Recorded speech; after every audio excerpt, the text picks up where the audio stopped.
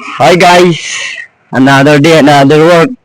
So dito, ang gagawin namin dito sa heavy equipment, matagal na hindi ito maandar. So nag-PMS kami dito, una-una namin dito, syempre. Check ng langis. PPS namin lahat, okay. Ang nakita namin sira ngayon ay sa starter.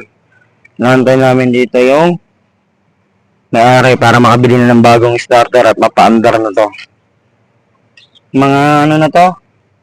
Almost 3 years na itong naka-stock dito. Gusto ng paandarin ng may-ari. Ayan guys. Kaya dito, tinawagan yung mga mekaniko. Ayun nga po yung isa nakahiga habang nag-aantay ng pyesa. Ayan. Ilibot lang ko kayo guys. Ayan, yan.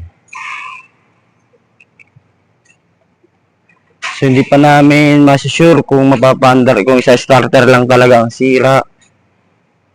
Kasi okay naman siya, pinaikot namin, malambot naman yung sa makina. So hindi mo, dadama na tayo sa mga P6.